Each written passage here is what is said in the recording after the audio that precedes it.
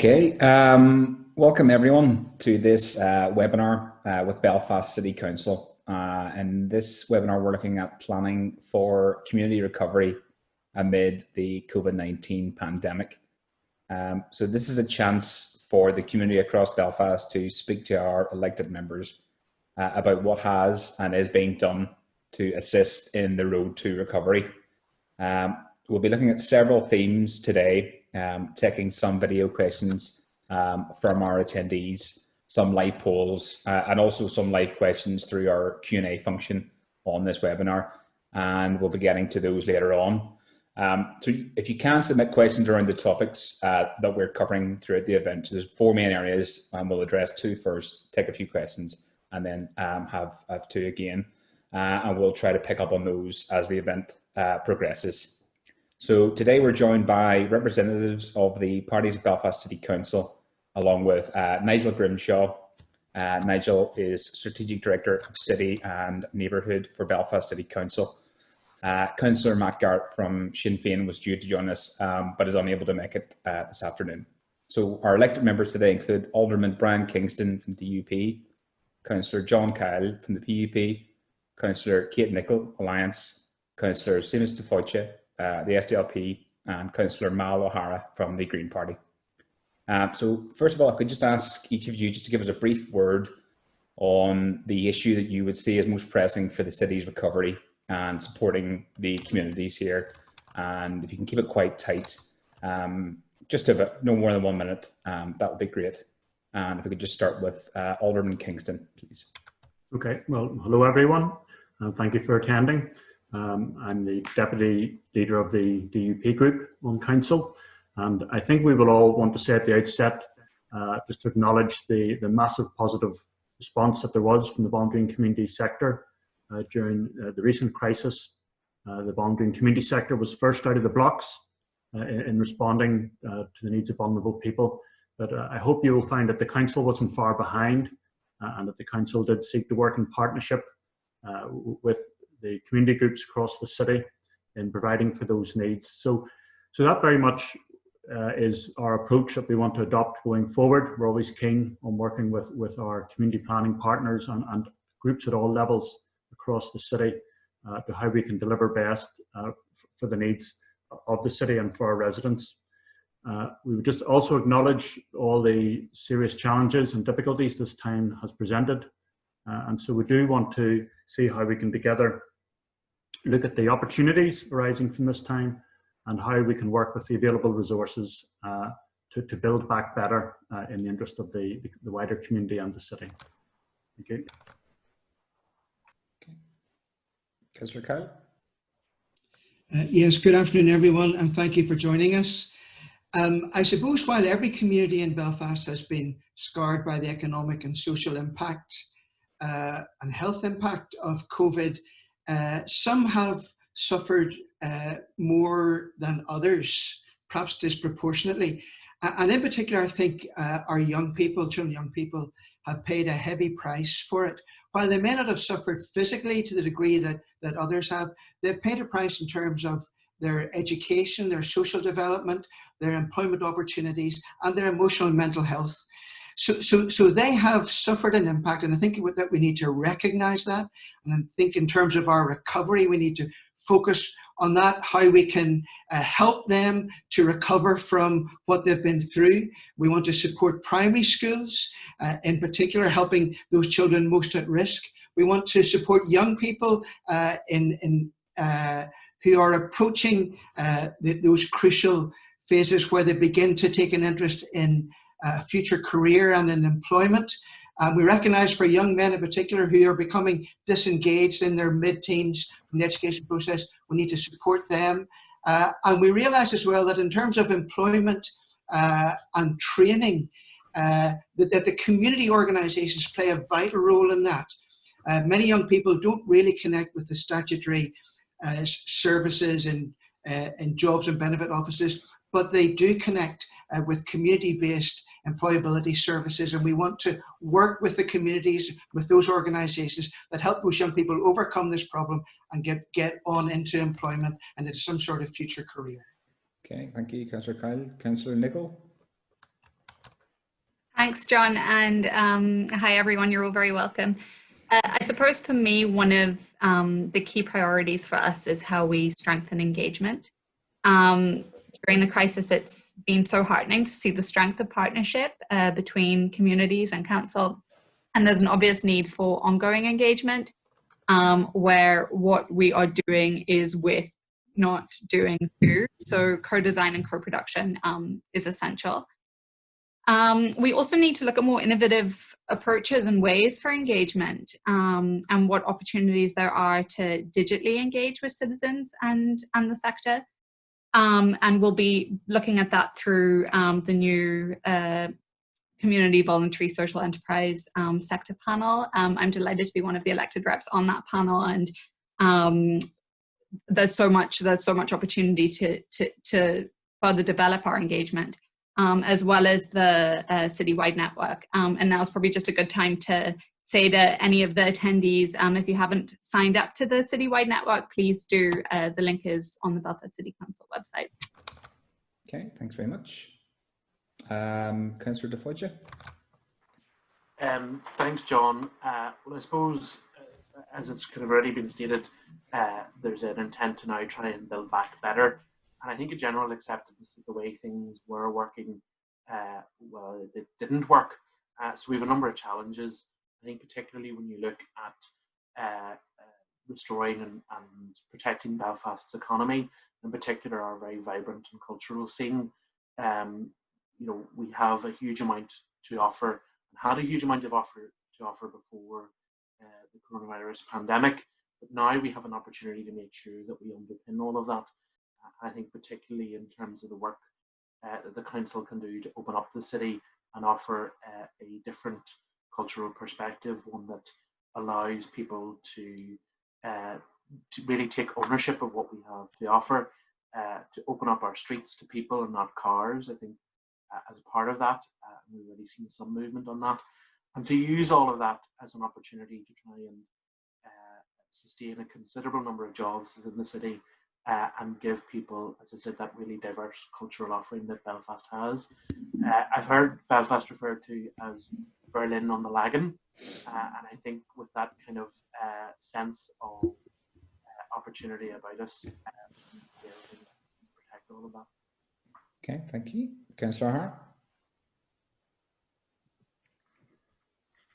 Thanks very much, everyone, for taking the time to join in today. And unsurprisingly, as a Green Party councillor for Castle District electoral area, I'm going to be talking about the opportunity for a transition to a carbon neutral city, and that's some of the opportunities in terms of what we've learned during the COVID crisis. I think a lot of people appreciated, despite the tragedy and the difficulty, some of the slower pace, the opportunity to work from home, even though childcare may have been an issue with children at home rather than maybe in school. But also hearing the noise of the birds and better air quality. So there's an opportunity in recovering the city to lock in some of those good things that we've had over this period. So at council, we've already declared a climate emergency, and some of the work that we've done as Greens since being elected last year is to establish a climate unit within the council staff team, which means that we'll be developing a plan for carbon neutrality in the city. And there's also the well-established Climate Commission in the city, working with key partners and stakeholders and communities about how we can transition the city to a much more sustainable model.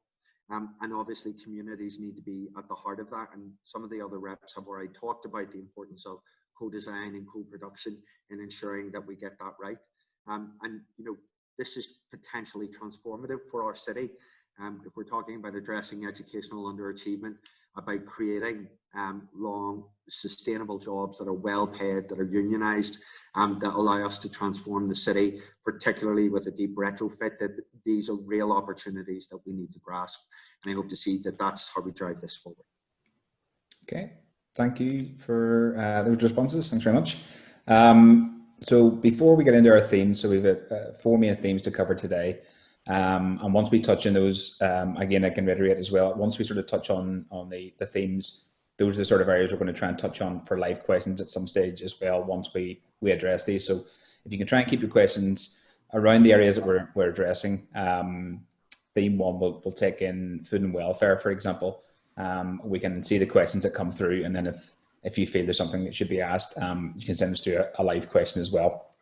So can we just turn now to Nigel Grimshaw, Nigel, Strategic Director of City and Neighbourhood, just to give his perspective on what the council has been doing as it plans basically for the city's recovery at a community level amid this still ongoing pandemic.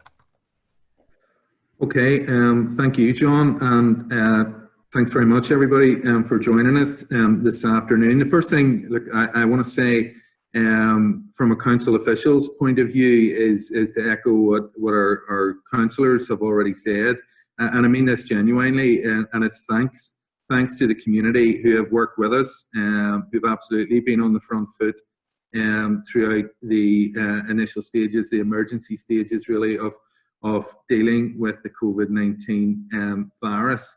And I really appreciate that as in terms of my responsibilities within council, the clues in the name, really, and as city and neighbourhood services. So that captures a range of frontline services. At the heart of that is trying to deliver for communities, but understanding too that the city functions as a whole. So bringing these things together, integrating how council delivers its business alongside communities is really, really important to me. I suppose two really obvious things to say at the start, or hopefully obvious. Without a shadow of a doubt, we, like I'm sure everybody listening to this webinar, will say this has been a hugely challenging period. Certainly from my perspective, just trying to maintain and sustain normal delivery of council services, some of the key ones, right through from collecting waste to ensuring that burials can take place, the crematorium can operate, and that we try and keep our open spaces and parks and everything open for people to move when all of a sudden grabbing that green space became very, very important to people. That was really challenging, and I know it was hugely challenging for communities and in terms of how they handle things.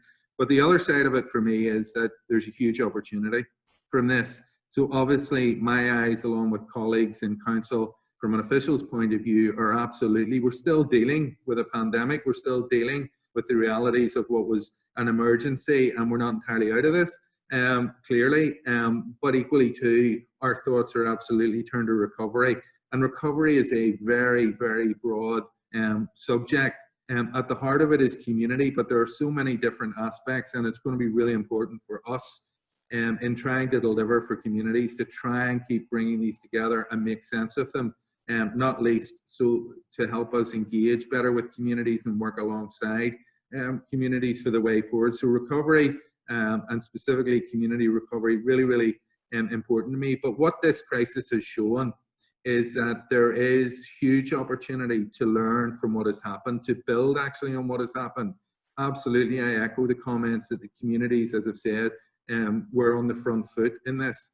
And we try to come in alongside that, along with DFC, Department for Communities, very quickly, with financial support, yes, but hopefully more than that. And we in council have been working with members to explore with them how we would, going forward, deliver a slightly different model of delivery on some aspects, where we were able to take on board the city as a whole, but deliver work more closely and engage more closely with communities at an area level. And I'll come back to that just before I finish. But this virus, this situation has absolutely helped us learn from that. So what I've seen up front is that relationships between council officials at a neighbourhood and community level have only enhanced in this. I'm not saying it has been perfect or plain sailing, but absolutely we have gained new relationships which we want to maintain, we want to build on and develop further.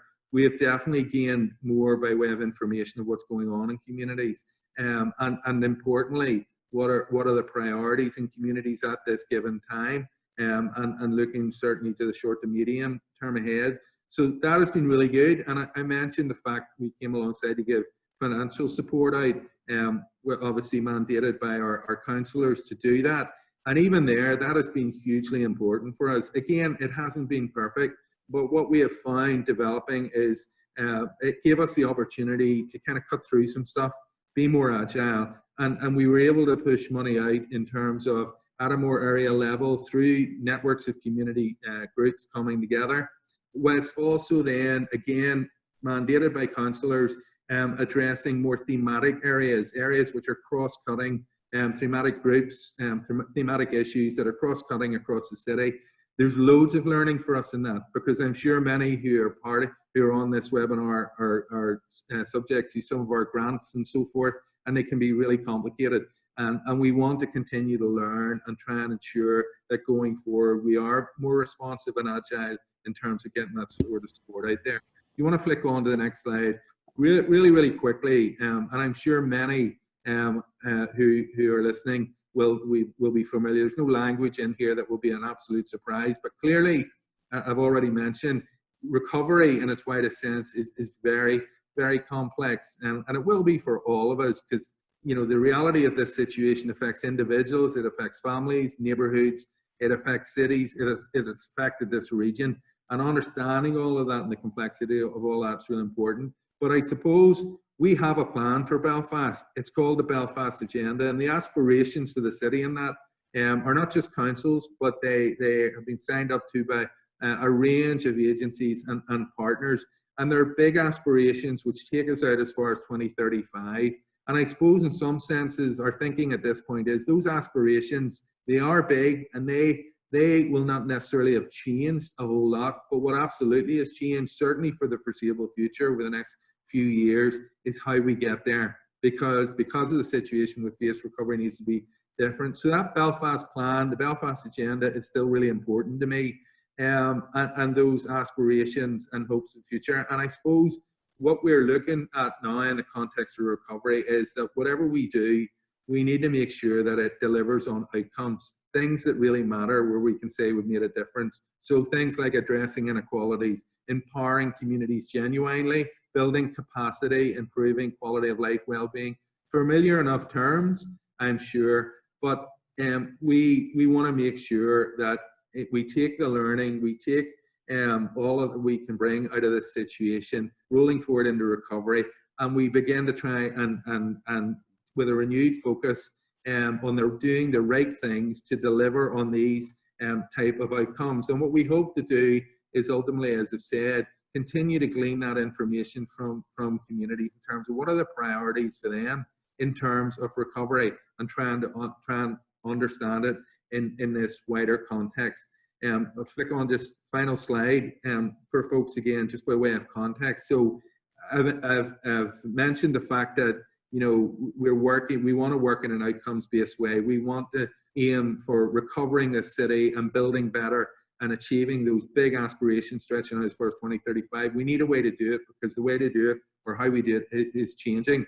We have been working very hard, and this is just a representation that we have put together at the time being, and it's really just trying to reflect that there are many pieces to this, but at the heart of it, and that's really important for me, that small circle in the middle, community provision recovery. We have been working pre-COVID, and will continue to do so, to deliver a more engaged, responsive, area-based delivery of services where appropriate, not losing sight of the fact we operate at a city level too. And what we have called that is this idea of community provision. What is it we're offering to communities to help communities build pre-COVID, now that the fact that we face this challenge, and importantly, going forward? How do we configure our services more around that? How do we integrate, and that's okay at one level for frontline services, but how do we integrate the other aspects of council, be it economic development, which looks at employability and skills, right through to things like inclusive growth you see on the outside there, how we use our assets better, how we build community capacities, how we address the issues around climate and make sustainable communities, vibrant communities, connected communities, how we work with the departments in particular, be it infrastructure or communities, to make sure that we bring resources together to try and collectively collaborate alongside communities to deliver those outcomes. So this is simply a reflection of that. I'm sure it could tweak and change, but the key point for me is to emphasize for the listeners to this webinar that community is at the heart of that. We need to engage. That's a great word, what is it about? In simple level, we want to keep talking and building those relationships we've made. And importantly, part of that is listening. And we will be seeking to do all we can to do that. We want to co-design. We've experienced that now live time throughout this virus. And as I said, what we want to do is ultimately be able to say in the future that we've delivered on outcomes, things that are meaningful and different. So that, I'm going to stop there, but that's a very quick take on just our thoughts, my thinking in terms of where we've got to, along with colleagues, up to now. Thank you. Thanks very much, Nigel, for that. Much appreciated. Now, before we get into the main themes of the discussion today, we asked a couple of questions at the time of registration about what you saw as priorities currently, and also looking into the future. So just take a look at those in a minute. Now, you can see very clearly mental health and well-being, poverty and debt, social isolation and job security make up at least half of the concerns currently. And then looking forward to 6 months, the numbers are almost identical.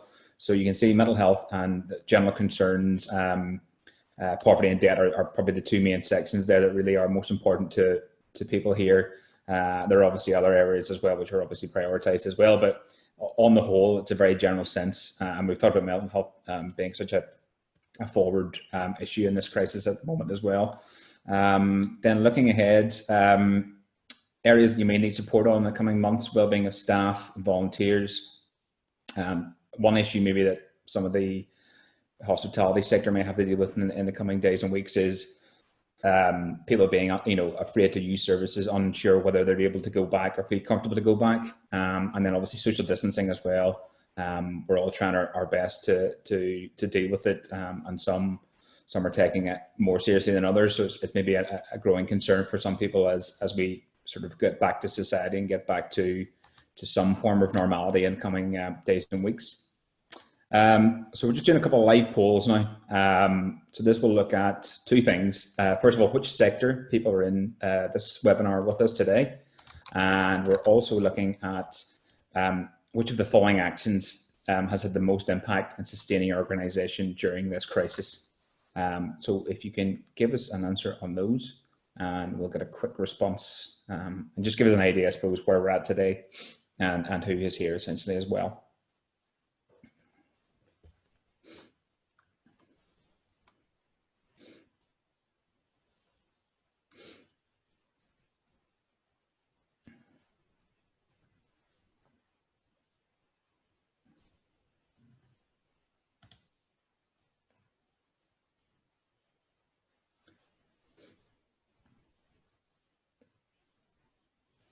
Okay, so the majority, and 2/3, community and voluntary sector, and statutory sector makes up the bulk of the other guests with us today. We had held a business event as well previously to this last week, so that would have tackled a lot of the business and economic concerns at that stage. So then looking at the actions that have had the most impact, changing the way services are delivered, by far the most and the highest priority and the highest issue for everyone here. And obviously that is the biggest concern for most of us, is just how we go about and how we deal with our business and our day-to-day lives. Now, as I was saying before, we're 4 main themes today. They'll be taking some video questions from yourselves. And again, just to reiterate, if you can think of some questions that fit around the topics, either something we've addressed or something you'd like addressed further. So the first section's on food and welfare, for example, and we'll try to get a couple of questions put to the panel live after we address the sections. Now, all of the questions will be recorded and will be followed up by the team following the event. In fact, I think the team's actually following up on some of those questions as we speak. So you'll get answers potentially directly on this event today from the team. And hopefully we'll get a chance to get some of these answered for you as well. So we're moving on to our first theme, which is food and welfare. So we're going to take some video questions from yourselves. So there'll be questions now from Tony Meehan, Kerry Melville and Paddy O'Donnell. Good afternoon, this is Pastor Tony Meehan from West Belfast Project, and my question is that many people have availed of help while shielding from the Belfast City Council and local community groups. This stops now in June. Some of it has already stopped. My question is, how are we going to continue to help and support those who face low income, food poverty, redundancies and unemployment? Thank you. Kerry Melville, Belfast Food Network. There are serious concerns regarding the increase in demand and dependency on emergency food aid across the city. How will the council include access to healthy, fresh food in the community recovery plan? If there is a second COVID wave, will the council be willing to fund those local community projects who delivered food parcels this last 3 months to do the same in their neighbourhood during the second wave? Okay. So those questions show communities remain concerned about the ongoing issues with areas such as food poverty and access to food. So we're looking at supporting those on low income, food poverty, the demand on fresh food and food parcels in the future if there is a second wave. So I'm just going to turn to Councillor Kyle and then followed by Councillor DeFudja. Thank you, John, and thank you, Tony, Kerry and Paddy, for the questions. I think the first thing to say is to recognise that the communities were the first to mobilise and to respond in the crisis. They responded flexibly, rapidly, with enormous agility, and that was tremendously impressive. And the council, I think, in observing that response, has learned a lot. We worked with 9 strategic community partners who in turn work with or connected to 57 local community organisations. So it was a remarkable response across the city on the part of the community sector. And of course, volunteers played a vital role in that, and we recognise that the city is rich in terms of that resource of volunteers and people willing to volunteer. I mean, the figures are really impressive. Across the city, 22,000 food parcels were delivered by communities. Approximately 29,000 hot meals were provided for the most vulnerable, and that continues to this day. Additionally, on behalf of Department for Communities, 40,000 emergency food boxes were delivered. And then that's not to mention resilience packs. Over 600 resilience packs were delivered to individuals and families. 200 emergency payments were made for individuals and families in emergency need. And then, of course, the helpline, over 3,000 calls to the Belfast City Council helpline and thousands of calls to the community helplines that were there. So it was a remarkable response, and I think that we can be proud of how we as a city responded to an unprecedented emergency. Of course, we're not out of the woods yet.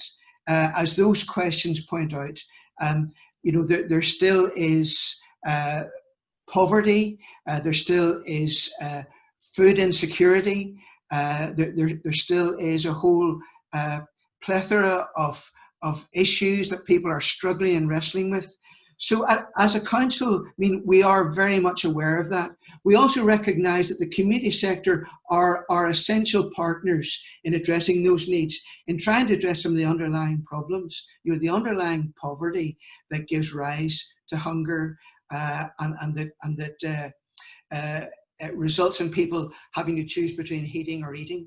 So those are huge issues, and we recognise the need to address those and to work together with you to address that, to work with families, to work with organisations like the Belfast Food Network to help people source, prepare, plan their food in a way that maximises their benefit and can reduce some of the stress, to work with the food banks. And the food banks have been amazing in how they've responded and to work with them, but also to address the issues around unemployment, the increase in applications for universal credit. And we know that there will be an increase in unemployment in the coming months. So there are huge issues that we face. I think the council are trying to mobilise, looking at ways to address the unemployment, to address the poverty, to address the food poverty as well. But we recognise our need to work with you in that.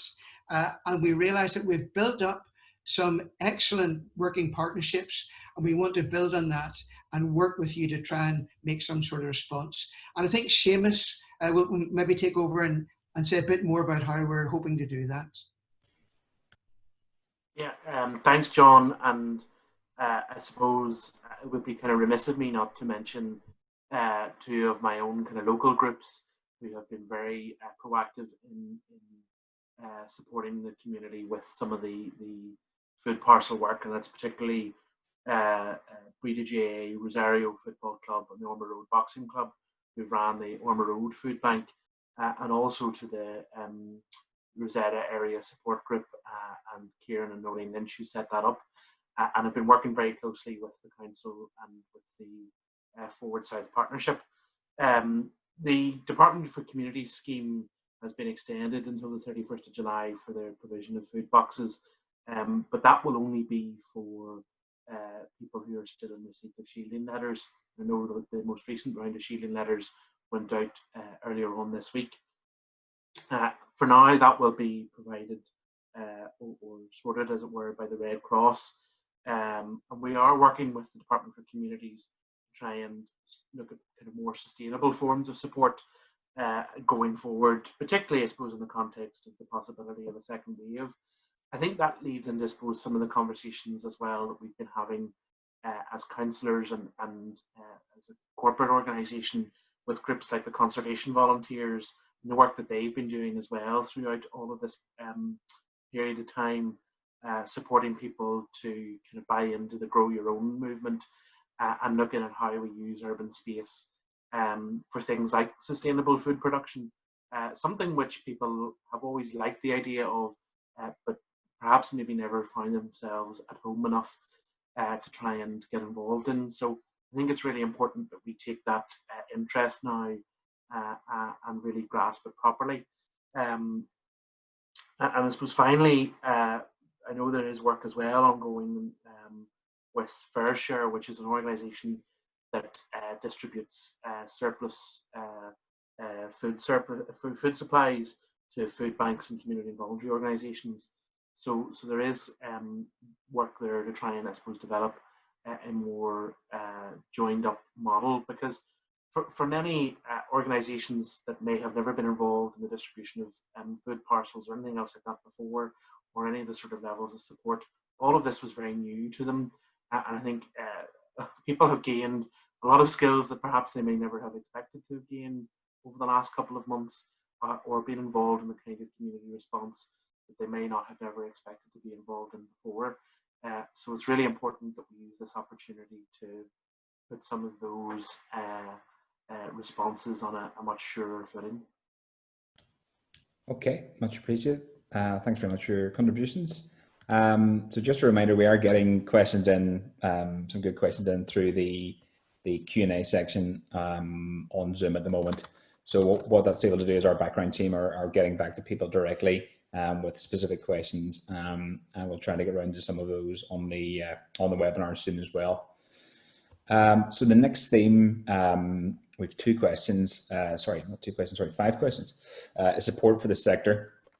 So we're going to hear, first of all, from 5 of you today: Louise Dempster, Jen Shepherd, Danny Power, Helen Crickard, and George Newell.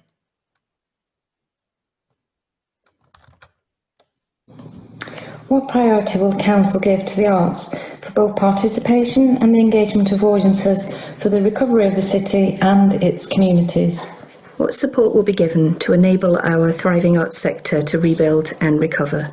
A sector which has contributed so much to our local economy, health and well-being, and which has itself consistently supported individuals, families and communities.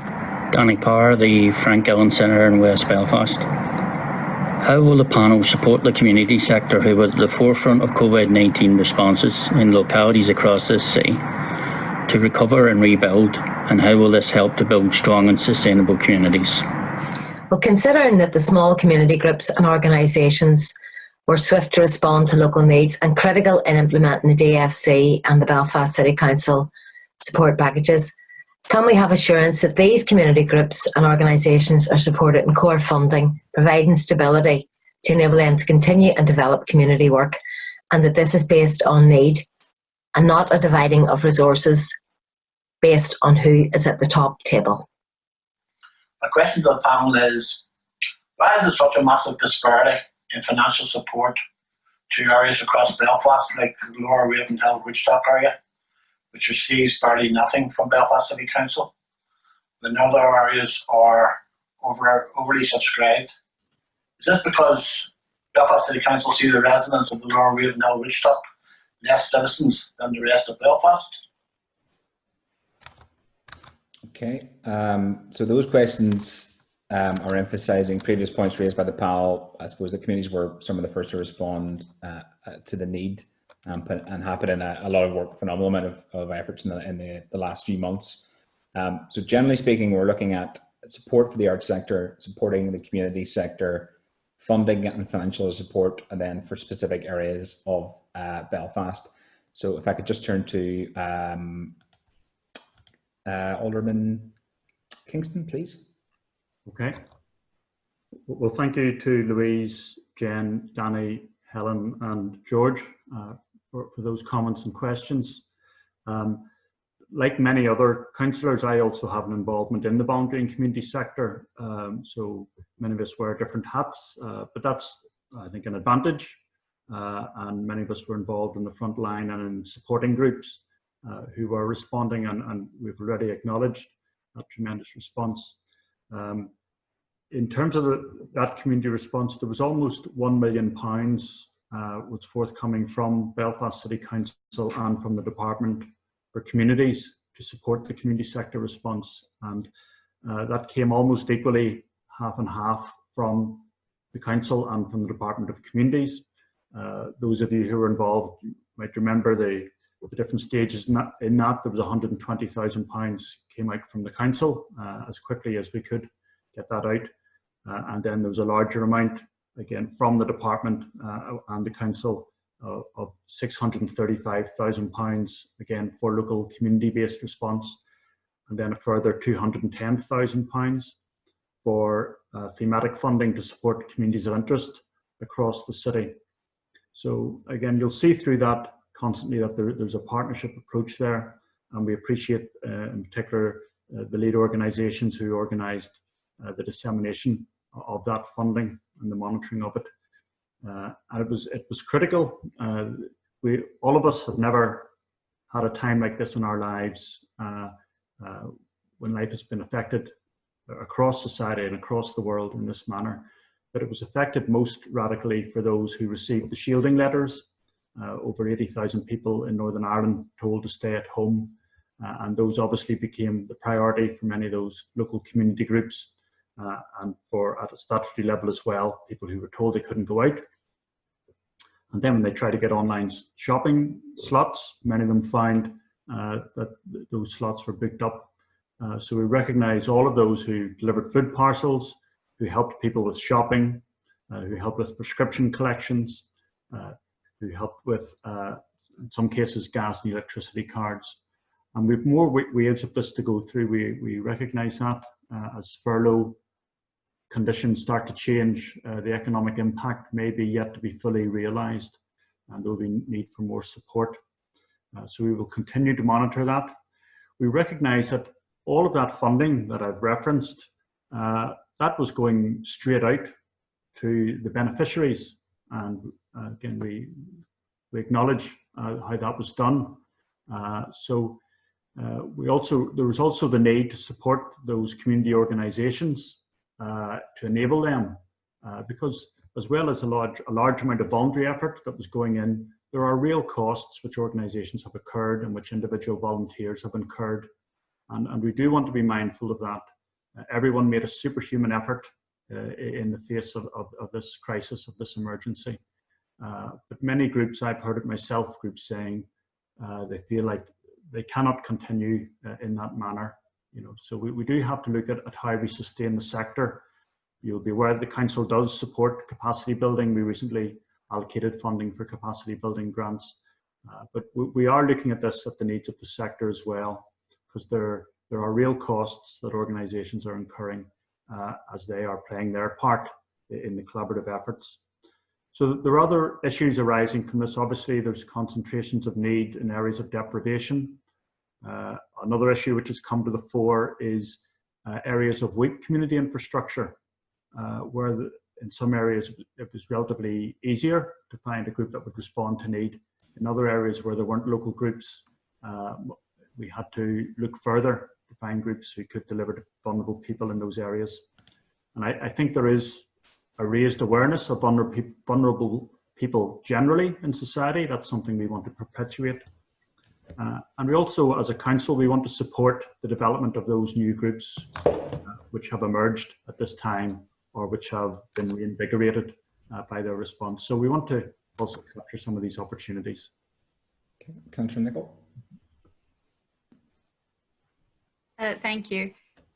Yeah, our response was completely sector-led, and when you look at where our funding went, you know, it wasn't just food parcels and welfare to vulnerable individuals and families. It was support to minority communities and refugees and asylum seekers, and there were initiatives to improve digital connectivity and enhancing counselling services and giving financial advice, and we were able to do all of that with the support, well, in conjunction with communities. But I think in direct response to those questions, it brings me back to my earlier point about engagement and how that's completely key. We had 2 arts organisations there, and I know from previous work that the arts sector often feel like we don't listen to them enough and that their voice hasn't been heard. And there is a lot more that we need to do in terms of engagement. And I think when we're identifying areas of need and where we're going to prioritise and focus, then talking to community groups, making them feel listened to, but also part of the process is so important. It's not good enough that groups feel like they are not important, and someone would say, well, you know, do we not matter?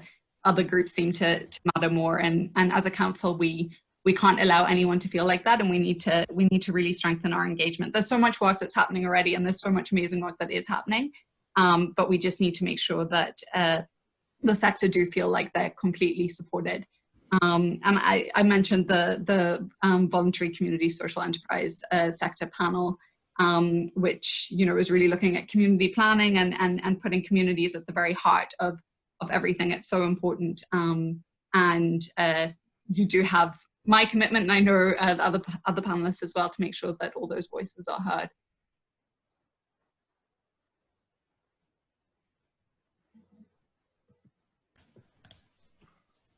Councillor Hart. Thank you, and thanks Louise, Jen, Danny, Helen and George for the questions. And I know my colleagues have already answered some elements of it, in that Council is committed to engaging with community voluntary sector partners and other organisations who are key stakeholders in the city. And we want to be led by their identified needs in how we respond. We will be managing, there is some tension between maybe area-based responses versus how that includes communities of interest, and we need to give some further thought to that and make sure that our partners lead us through that engagement to make sure that nobody is left behind in the recovery of the city. We are hoping to release further funding to groups, and that'll be coming through the process hopefully in the next few weeks at Council. And with that, we begin to identify some of the emerging priorities, and you know, just in the snapshot of the poll earlier, we've already seen some of that around what those might be. So how do we make sure that children and young people who are particularly impacted by this are supported in the recovery? We already know that when any type of crisis or shock hits our system, that women, children and vulnerable groups or already vulnerable groups will suffer disproportionately. So we need to make sure that our support is focused on those groups. We want to talk about isolation and challenging poor mental health. We also have an emerging recurrent summer issue that is around antisocial behaviour.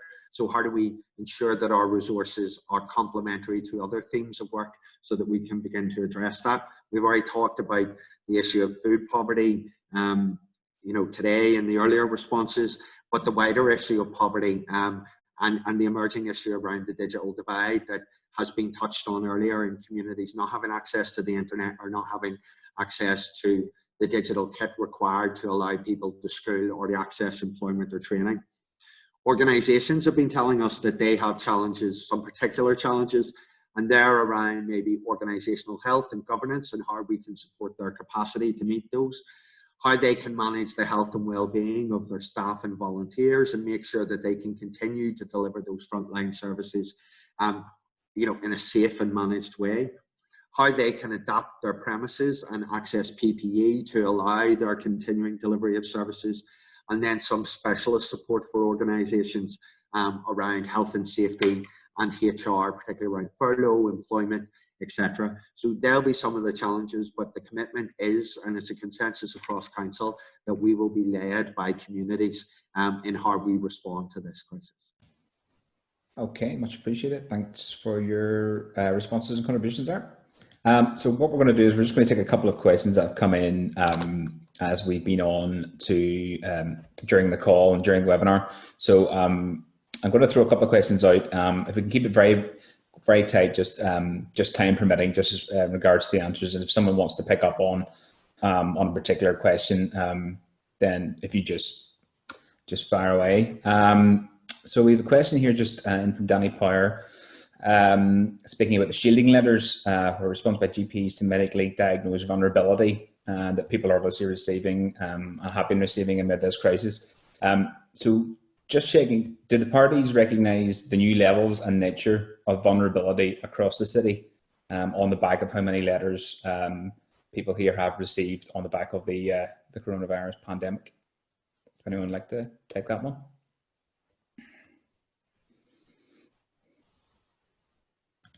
Yeah, John, go ahead. John. Well, I was just going to ask John to repeat the question again. Yeah, John, I suppose it's looking at the shielding letters where a GP was having to, I mean, it would be, I suppose, a good one for yourself to medically diagnose vulnerability. It's the number of people here received letters here on the back of the epidemic, obviously, or the pandemic.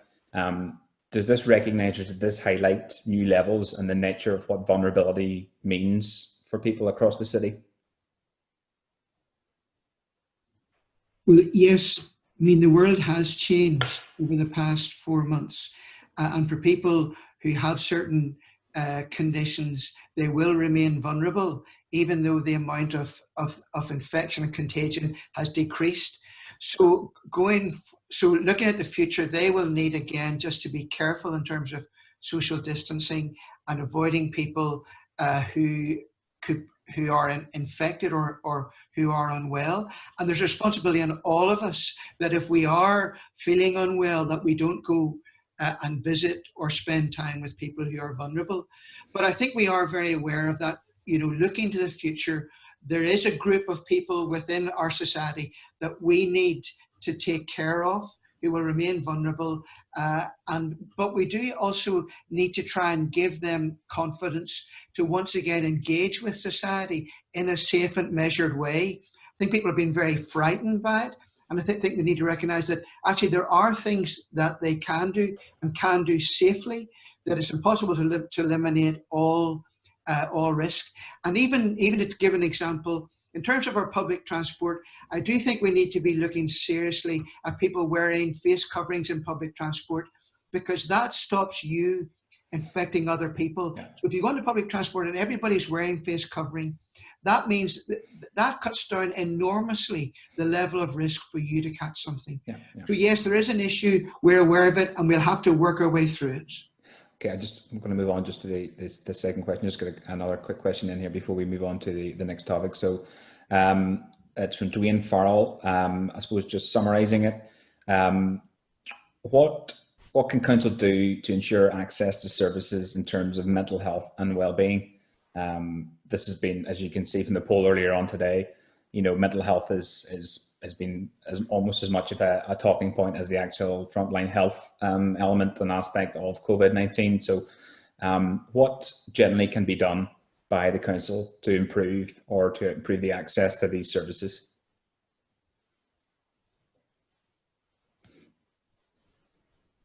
Mal? Hi, thanks very much for the question, Dwayne. So my background, I sit on the boards of 2 mental health charities, one regionally and one locally. This is an issue that's important to me personally, politically and professionally. I think in terms of the council's response, we have the power of well-being. And I think through our community planning partnership, there's a real challenge for us to try to elevate the issue of emotional health and well-being up the agenda in terms of what we can do. There is a real challenge in terms of the suicide prevention strategy and the mental health and well-being strategies coming from the department, but that's not a city council responsibility. But I think for us, there's a lot of transformative work that we can do with the levers of power that we have at council. And just, some of those might be around, there's increasing evidence that access to public space, being part of a cohesive community, feeling that you have some stake in society, that you have worth in society, can improve public health, particularly around mental health and well-being. So I think those are the challenges for us at council to ensure that we have that. So some of the work that we're doing around the green and blue infrastructure can help. Some of the work that we can do around good relations, challenging hate crime, building more cohesive communities, or work on good relations can also help to do that. But if as a Green, I'm going to say, if we take the opportunity for a transformation to a low carbon or carbon neutral city, then we can create jobs which can help alleviate poverty. And they are jobs that will be well skilled, unionised, and which have a decent salary, which allow people to feel part of society and can address some of those challenges. Okay, much appreciated. I'm just going to move on very quickly here. Just to summarise a question from Sally Smith, which our team has answered. Sally's asking, Grace Women's Group is currently based in a local community centre, and any idea essentially when the centres would open? So this is sort of a general question for similar organisations. So the community centres aren't permitted as yet as part of the 5-stage plan from the executive, but the council is making preparations to deal with such reopenings as and when the executive allows them to do so. So that would apply for a number of different groups. Okay, so just moving on to the next section now. Next 2 areas. This theme is on area recovery. So we're going to hear from four people now. Una Duffy, Johnny Curry, Bernie Duffy, and Jackie Redpath. Can you let us know what measures are in place to support the economy right across the city, including help for social economies and smaller scale community businesses? How does planning for recovery fit with the council's resilience strategy, and what will be done to ensure that these 2 pieces of work support and inform each other? Hi, I would like to ask the panel, how will budgets for urban regeneration areas be affected due to the COVID-19? How can Belfast use the COVID crisis to create a better future for the city so that the old normal does not become the new normal? Okay, thanks very much for those. These questions, I suppose, demonstrate how recovery from COVID-19 at the community level needs to be connected closely to wider programs to support businesses and create employment as well. So in this instance, we're looking at what measures do we have to support local economies, recovery and the resilience strategy, urban regeneration and the new normal. And if I can turn to Councillor Nicholl, followed by Alderman Kingston. It always takes me so long to unmute my screen. Yeah, absolutely. I suppose where I would start with is looking at the area working model when we're looking at area recovery. There's close ongoing local engagement throughout the COVID-19 response, which has demonstrated that this newly established area working model has resulted in really strong and meaningful relationships between council offices and community partners. So as we move forward, we really need to build on this and capture emerging needs and priorities within the area recovery plans, which will be jointly developed with partners. And then that will inform what future investments, what utilization of assets, what service provision, and thereby like what support for community recovery takes place, and ideally improved outcomes for people across the city. So yeah, looking at the the emerging recovery plan, we need to explore opportunities that can align grant funding streams to recovery efforts. I know that's something that's very important, and it will also allow us to collectively understand community capacity and structures. So how partners in the voluntary and community social enterprise sector need us to help them, and then maintain that as our focus going forward, really. In terms of the next steps, it's just maintaining that engagement. I'm like a stuck record, I keep saying that, but maintaining that engagement and having continuous community feedback, so we know what's working well and what needs to be improved and what the priorities for the future should be. And that allows us to be responsive, and also empowering communities to identify and address community need. And all of that will be considered when we're developing other funding programs going forward. There are great opportunities for engaging and supporting more volunteering within communities, and this could really be built upon through the recovery stage and further. We learnt a lot about the value of sharing information between different statutory and community and voluntary organisations. That local intelligence that the community and voluntary sector has been invaluable, and really harnessing that and utilising that as we recover. And then it was mentioned earlier on that we'll continue to provide financial and dedicated officer support as a city to support communities as we move our recovery forward. And obviously we'll also continue to lobby, particularly central government. So yeah, there's a lot we can do, but we'll be doing it in partnership with you. Okay, Alderman Kingston.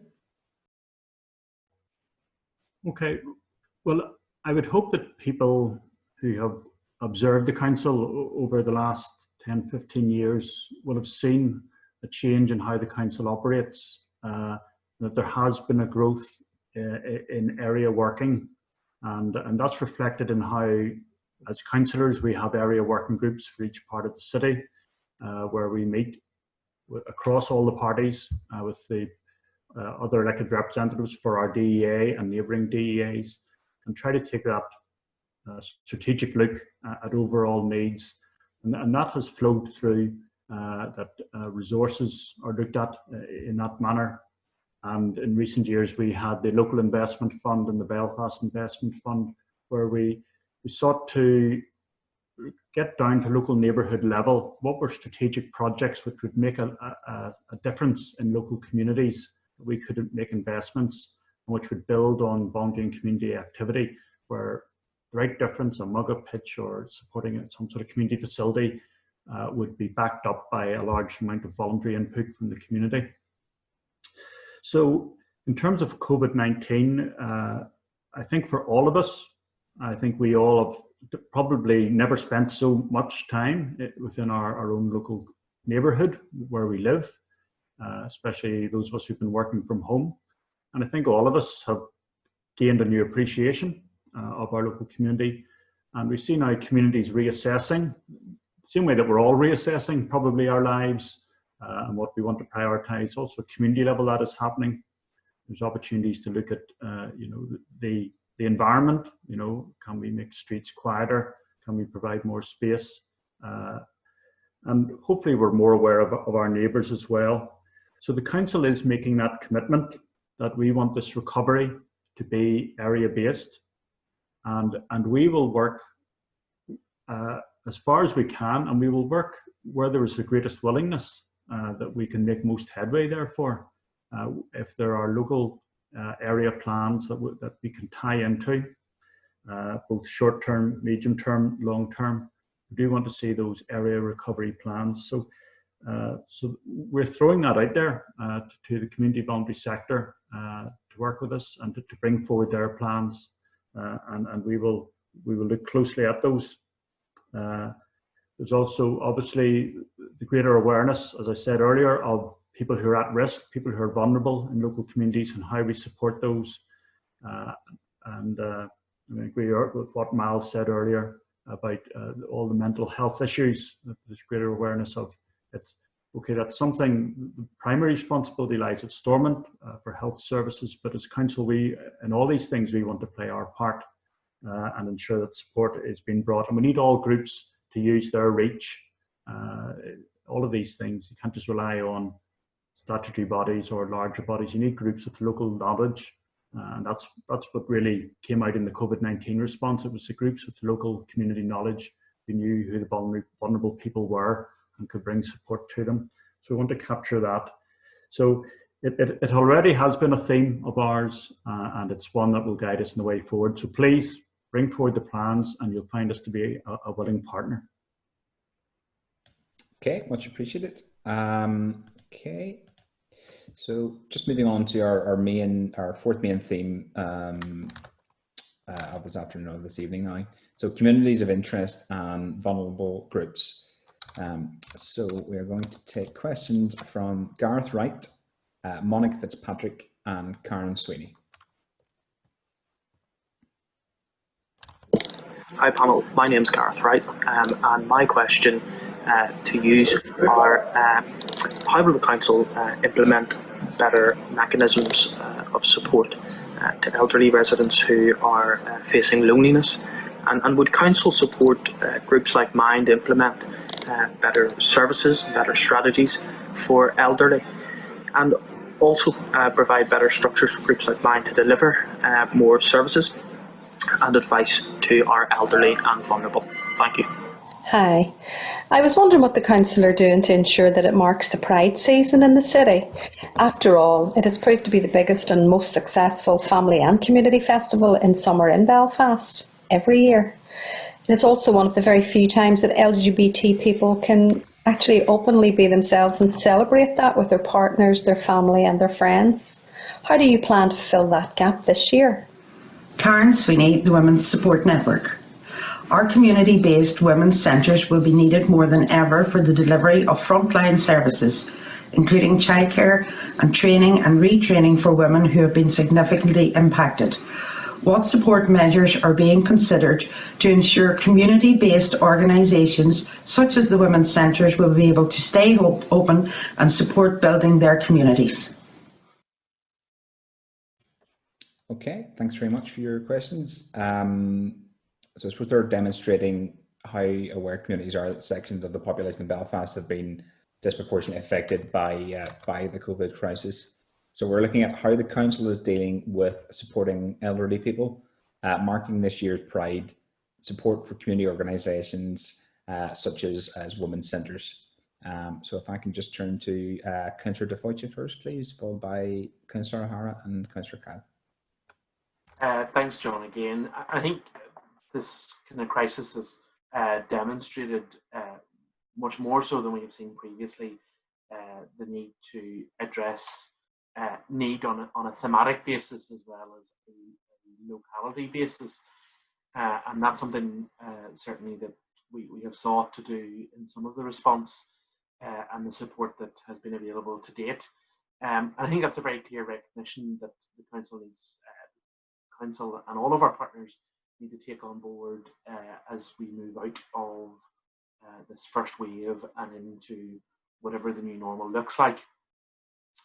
And a recognition as well that I suppose for many of those groups that we're talking about, whether it be the LGBT sector, the women's sector, our elderly or vulnerable people, our young people, they stand to be, I suppose, disproportionately affected by COVID-19 and by the restrictions that might be in place in order to save lives. We've mentioned previously about some of the thematic funding, which has provided support to organisations supporting minority communities and refugees and asylum seekers, as well as providing financial support to victims of domestic violence, families needing support in terms of autism provision and additional educational need, support for LGBT organisations and particularly I have to mention in relation to supporting young people and supporting our trans community, what is a very difficult time in terms of the wider context of LGBT rights globally, as well as locally. And then looking at organisations like Age Friendly Belfast, promoted a multi-agency support to older people who may have been at increased risk of isolation. And I suppose just to, very briefly on a kind of personal level in terms of challenge around celebrating Pride, something that I always look forward to every year. And similarly, we have really serious challenges because of the nature of the virus and restrictions that continue to be in place to how we both celebrate Pride, but also mark the fact that it is a political statement every year, and we are marching for a particular reason, we are attending events for a particular reason, and that has been a real challenge, I think, for all of us in the LGBT community to respond to the unique challenges that continue to face us, whilst not being able to take the traditional avenues that we might do to raise awareness of those events. So I know, hand over to Mal, that's some of the conversation that we've been having is some of the councils. Thank you. Councillor Hara?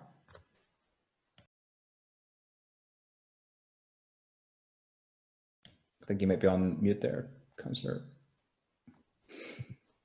Did this the other day as well. Sorry, you think I'd know after 4 months of COVID to release the mute button. Apologies. Seamus has touched on some of the issues and already responded to some of them, but the Belfast Agenda, which is our community plan, which we developed in partnership with stakeholders and community voluntary organisations, is that our ambition is this city will be inclusive and welcoming, and recognises the importance that minority communities and communities of interest play. But there is a challenge to how we raise that up the agenda, and about how we, in light of the last few months, and particularly the global movement around Black Lives Matter, about how we elevate the voices of Black and minority ethnic communities, and how we look at other minority communities and put their needs and make sure that they're met where we can as a council. I think there's a détente in terms of how we upskill community voluntary organisations who work in localities to make sure that their services are inclusive and open, but while also that twin track approach of providing distinct support for minority communities and women's organisations. And so how do we balance the two? And I think that's a challenge. We need to make sure that in our recovery plans that we're conscious of that disproportionate impact that these type of crises will have on women and minority communities. And we know that the Shared City Partnership at Council is looking to secure longer term support for some of the minority communities.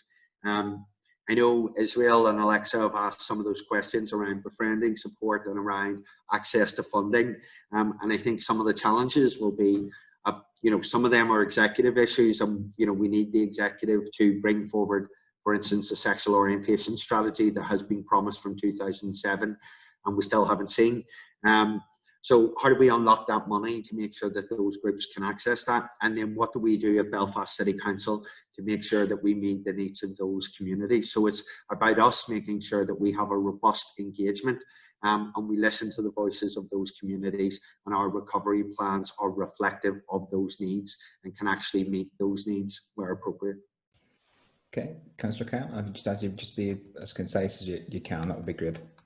Okay, I'll do my best, John. Thank you very much, Gareth. In answer to your question, yes, the council would be very willing to work with you in terms of reaching elderly, isolated, lonely people. We recognise that in terms of loneliness, there are things like Good Morning projects, befriending projects, the Volunteer Now befriending project are very important.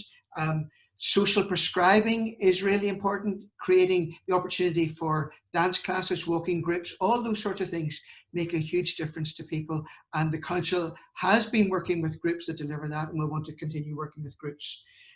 Domestic violence, yes, again, we recognise that there's been a spike in that. It's a huge issue, and we do want to work with the women's centres and Women's Aid to begin to address those. And then just to finish off on the mental health I mean, we've talked about it before. I think the council is very interested again in working with the community sector, because a lot of what happens within our community centres address the issue of poor mental health and helping people to be more resilient and to be engaged. Being connected is all part of having good mental health. They take 5 steps to well-being guidelines are all part and parcel of that, and they're present. They're highlighted, signposted, publicised in all our community centres. We want to roll out assist training and mental health first aid training, all those sorts of things. We recognise this is a huge issue. The community have said to us, this is a huge issue. We want to do all that we can to build people's capacity, to help them to remain in good mental health, to recognise when their emotional health is declining, and to know how to seek help and how to support one another. So it is an issue that we're very aware of, and we want to work with you to address it. Okay, thanks, Councillor Cannell. Thanks very much for everyone for their contributions there. So we've been taking questions as this has gone on, and the team has answered a lot of questions already. I'll be getting back to you gradually. If there's something maybe it's a bit more complicated or needs more of a detail, we can get back to you after the event. So I'm going to try and get a couple of questions in here. If we can limit it to sort of 1 or 2 responses, and just try and keep it as tight as possible, just to get as many people involved as possible. No, this is quite a big question, but if we can just give an idea, I suppose. But Jennifer Campbell asks specifically how you make the City of Belfast much more inclusive to all sectors of the community. So if anyone would like to answer that. If I could come in there, John, just very quickly. Yeah, okay. I think certainly around. You just lost your audio there, just a touch, Councillor. Is that better? Yep, perfect. Yep. I think some of the conversations Council was having prior to the advent of the pandemic around looking at a pluralist or multi-identity approach to engage with local and thematic organisations across the city is a very good place to start from, and a recognition that that kind of change and approach to public policy is what people expect of us, and that I think is a good place for us to start from in terms of community engagement post coronavirus. And that's why I think I've been very pleased to see that the thematic approach was included in part of our response supporting organisations. That is going to have to continue, and I think that's the thing that is upon us as the political representatives to make sure it continues. I'm thinking of the likes of our LGBT community sector. The audio was just dropping out there slightly, Councillor. Yeah. Much did you miss? just the odd word. No, you should be okay. But I think it's going to be really important for us to make sure that we continue to engage on that thematic basis, and a recognition that whilst we may have a very good support network in terms of locality-based networks and organisations, that we need to recognise that people's needs aren't just based on where they live or the neighbourhood they live in, but also on a multitude of different other levels as well. Okay, we can just take a quick response from someone else if they wish to, or otherwise we can just move on to the next question. Anyone? We can move on. Okay. Okay, and then just another question. I suppose something slightly different. What role, if any, do you envisage for the policing and community safety partnerships in terms of supporting community recovery overall? So, what role, if any, do you envisage for the policing and community safety partnerships in terms of supporting community recovery? If anyone would like to take that one.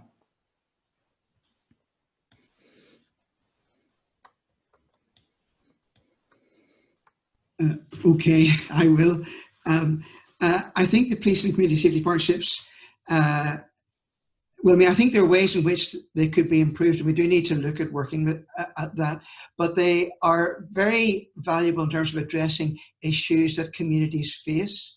and even in going back to the previous question, in terms of making it an inclusive city, there are issues in communities that exclude people, and through the place and community partnerships, we can create opportunities for people to address those obstacles that they face to becoming involved in local communities. I think they're really important in terms of antisocial behaviour. I think they're really important in terms of addressing some of the issues around drugs and alcohol. I think some of the services that they've funded in terms of addressing addiction, alcohol problems, antisocial behaviour are very important, and those are big issues in most communities. So therefore, in terms of addressing those, we do need that that group of people around the table who can all contribute to addressing what are complex problems, and therefore that's why we need them to continue, because no one group on their own can address those problems. That's why we need to work together to do that. Okay, much appreciated. Thanks very much for your responses. So again, we're having more questions that are still coming through, so we're getting answers for you from the team as well, aside from those being asked live this evening. So we're just going to this is the last poll of the evening now, so a live poll, and it's looking at what or if any positives for you have come out of this crisis during COVID-19. So have any positives come out of this at all for you? Have you found them in the last 3 to 4 months? So just get an idea of where we're coming from on that one now.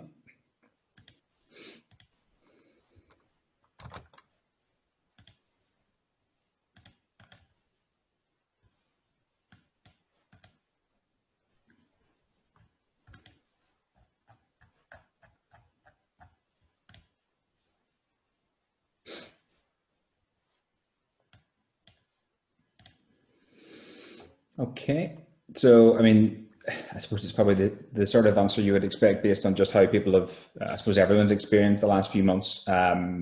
Increased community spirit, increased partnership working, creativity and volunteering, but definitely community spirit you can see has come out on top there as something that's definitely changed with how we're dealing with things day to day. So it's an interesting response there from everyone. So we're coming to the end of the event today, but first of all, I'd just like to hand over to Nigel Grimshaw, just for a few words to highlight just some of the next steps being proposed.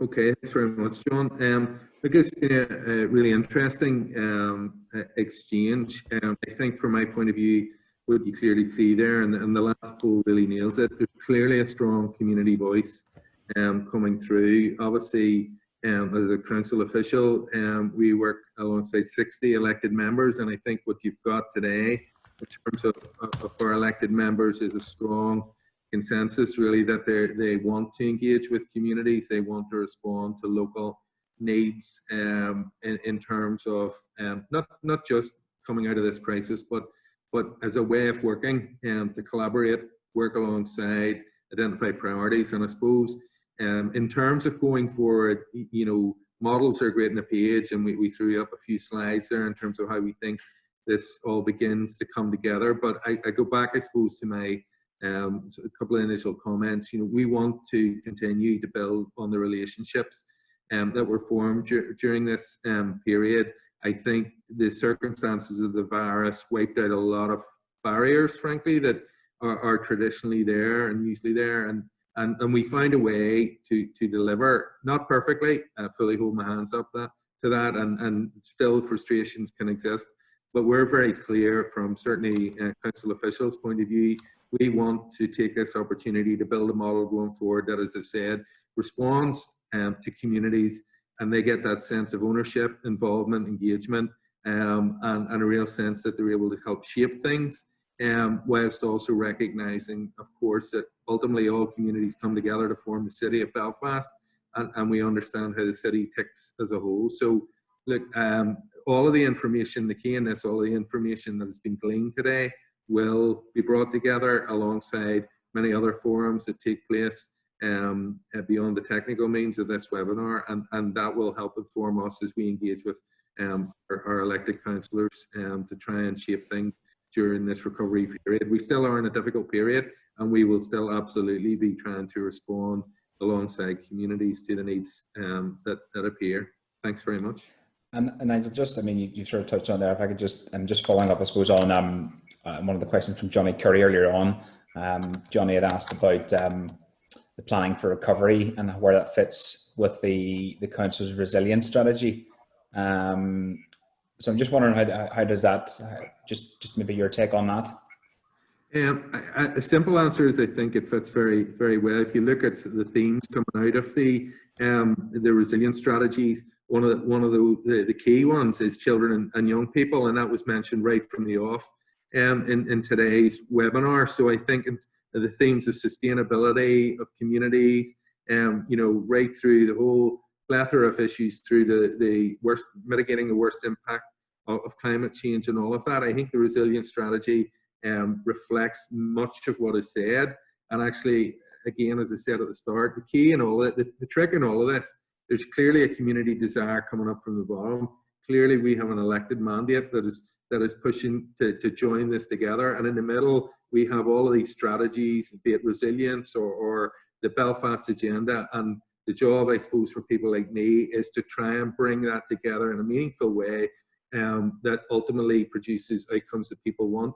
But I absolutely don't think anything that has been said that I've listened to today does not in any way contradict or make the resilience strategy less important or more complicated. It actually reinforces many of the themes that are within it. Okay, thanks very much, Nigel. So that brings us to the end of today's event. I want to say thanks very much to our elected members, to Nigel Grimshaw, and particularly to everyone else involved, and especially to the attendees for joining us today and putting your questions to the elected members. And as we've said before, some of the questions have been answered on the webinar, and additional questions that maybe take a bit more time for responses, we will get back to you on that as well. So once again, thanks very much for all your contributions, and thanks very much for today.